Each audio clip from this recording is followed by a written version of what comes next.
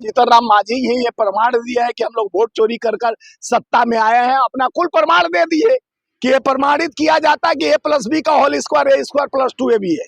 हम प्रमाणित करते हैं कि हम वोट चोरी पर जीते हैं। हमको फोन कर कर जिताया जाता है। जो चीज हार रहे हैं 1600 वोट से 2700 वोट से, ये सब हम लोग जीतते हैं। वो अपना समीकरण भाषण के माध्यम से सबके सामने, पूरे मीडिया के सामने, देश के सामने उन्होंने कह दिया।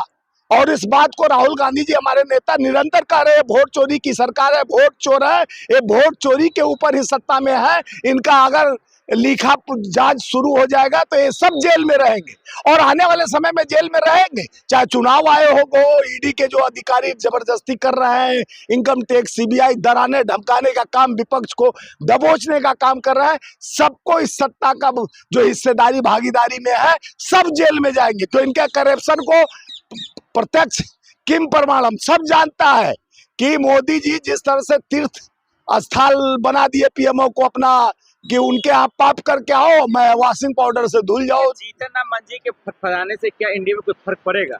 सब में फर्क पड़ेगा। एक एक वोट ये लोग कंपाइंड करते हैं, क्यों नहीं फर्क पड़ेगा? लेकिन ये एक्शन क्यों ले रहा है जीतनराम मांझी? जीतनराम मांझी बोल रहे हैं कि हमको चाहिए हिस्सेदारी भागीदारी। खाली आप ही लोग को थोड़ी ना चाहिए, वो अपने हक की लड़ाई लड़ रहे हैं। बिहार में ये नया राजनीति चला, एक तरफ नीतीश को हटाने की भी कवायद चल रही है। देखिए, नीतीश को इस तरह से अपंग बना दिया गया है कि इस तरह से मानसिक बीमार है, इनसे सत्ता नहीं चल रही है, कहकर इनको हटाया जाएगा। इनको कुछ दिन में देखिएगा हॉस्पिटलाइज कर देंगे सब। ये भाजपा का षड्यंत्र है। भाजपा भी देखिए ना, एक महिला का हिसाब खींचने के बाद एक बेचारी छात्रा का किस तरह से बवाल, इस तरह से उस महिला का हिसाब खींचा जाता है। और वो जो बिहार का गिरिराज सिंह है, क्या बोलता है कि जहन्नुम में जाए, इस तरह का बदतमीजी करता है। एक उसका वहाँ का उत्तर प्रदेश का कैबिनेट मंत्री है संजय निषाद, कहता उंगली कहाँ कहाँ लगा, कहीं और नहीं ना लगाया। इस तरह का शर्मसार होना चाहिए। ऐसे बेहुदे, ऐसे बदतमीज लोग हैं जो बेटी बहन को तिरस्कृत है। RCP सिंह क्या बोला, वो इसलिए देख रहे थे कि वो आतंकवादी तो नहीं है, क्योंकि वो ऐसे जगह पर आतंकवादी भी निकल जाते हैं, नाम से आतंकवादी भी तय किया जाता है। ऐसे भ्रष्ट लोग को सत्ता में रहना नहीं चाहिए। ये लोग देश को बांटने और काटने जिस तरह से रणनीति तैयार किया जा रहा है, ये दोगले लोग हैं। इनकी बात भी दोगला है, चाहे भारतीय जनता पार्टी के गिरिराज सिंह हो, चाहे RCP सिंह हो। इस तरह का भाषा का प्रयोग करके एक छात्रा को, एक डॉक्टर को जिस तरह से इन्होंने अपराधी भी बना दिया, क्रिमिनल भी बना दिया, और उसके बाद उसके साथ उसके जो किया गया तो माफी नहीं मांग सकते हैं।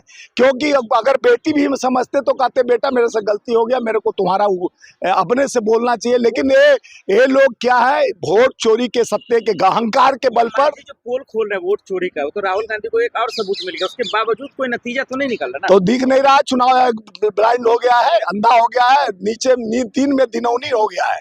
रतौंधी सुने होंगे, दिनौनी हो गया है। उसको पता नहीं है कितना बड़ा कांड करके बता रहा है कि मैं चोरी किया हूं। तेरी हिम्मत है तो हमको सस्पेंड कराओ, मेरे विधायकों को सस्पेंड कराओ, क्योंकि मैं सत्ता के गोद में बैठा हूं। तेरी औकात नहीं है, चपरासी हो तुम, हमारे चरणों के नीचे हो। चुनाव आयोग देख लो, अंधे ब्लाइंड होकर जिस तरह से तुम ये बात कर रहे हो, आज समझ जाना चाहिए कि जीतनराम मांझी पोल खोल रहे हैं। पूरे देश में मोदी भी कहेंगे कि हमारा सत्ता का गुलाम चुनाव आयोग है, जब चाहे ये करूं वो करूं, मेरी मर्जी। अपने मर्जी पर चल रहे हैं, ये इनकी है। खेल क्या बीजेपी करा रही है, नीतीश कुमार खुद कर रहा है? देखिए, नीतीश कुमार को किस तरह से अपंग बना दिया जा रहा है।